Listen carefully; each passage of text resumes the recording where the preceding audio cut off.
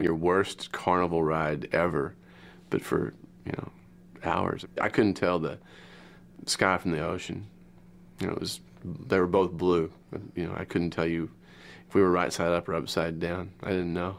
You know, we saw dailies at back at the studio, and sure enough, you see everyone, like, you know, going in their little bags. Barry was really, he was really funny, because he went to the bag several times, as I recall. Barry Tubb got really sick, and he looked really sick on film. He looked awful. I mean, it was horrible, because everyone would laugh when they looked at it, but he really got sick. I didn't know that you can actually turn green and blue. Like, some of the lighting schemes was this guy's face.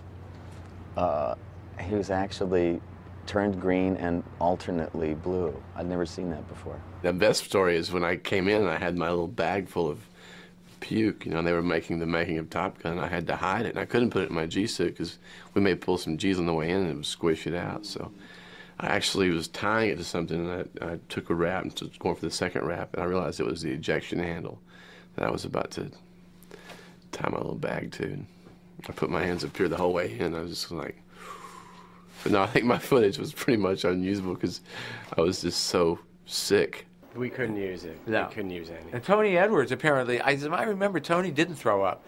It was like nothing for him. He could have been one of those guys. I didn't get sick. I'm the first one out of the three that have gone up, so everybody owes me a drink tonight, I think. I think Val, the old wimp, Val refused to go up. He said, "F that." But all the rest of them went up. I'm not really sure why Val didn't want to go up. We never got into it because, you know, he just had some issues about going up. I mean, I don't think he's afraid of flying. I just think he didn't think that was part of what he was hired to do. You know, but, I mean, I would have given him my salary to go up, you know. I mean, that kind of ride comes around once in a lifetime. You know, you can't just get in the backseat of F-14. The rest of us were in mock-up cockpits with rear screen projections and gyroscopic cameras. They shot them in Burbank in a created gimbal. In a hangar. In an airplane hangar. Near the Burbank airport, I think. They made arrangements with the Navy to get a busted-up fuselage of a crashed F-14, and that is, for the most part, when you look at those guys in the cockpits doing their rhetoric, that's where that's from. We had a ring, like, I guess that ring must be about 25 foot in diameter, that we put the gimbal in the center of the big ring, and on the ring we mounted a light, probably a 10K, and the ring would spin that light around and around and around, or it would rock it back and forth, as the case may be, right? So when we had the gimbal flying, we'd have that light changing directions on it, you know. And if they went to rolling, we would roll the light around it.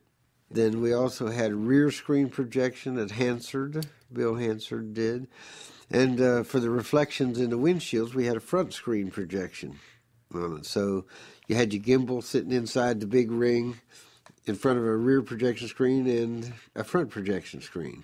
And then I put my camera on a 360 degree on a revolving device so it made it look like they were going upside down and stuff.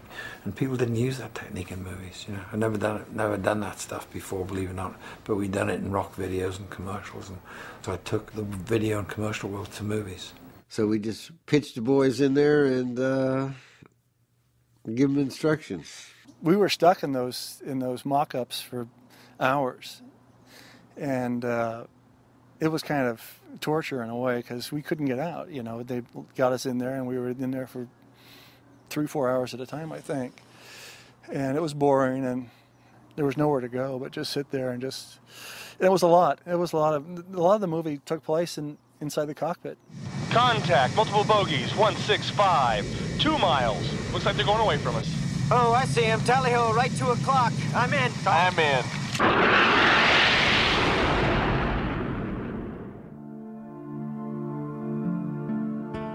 One of the tragic aspects of the production was Art Scholl, who was hired onto the production to do some acrobatic sequences and was out doing an inverted flat spin so that we could put it into the film.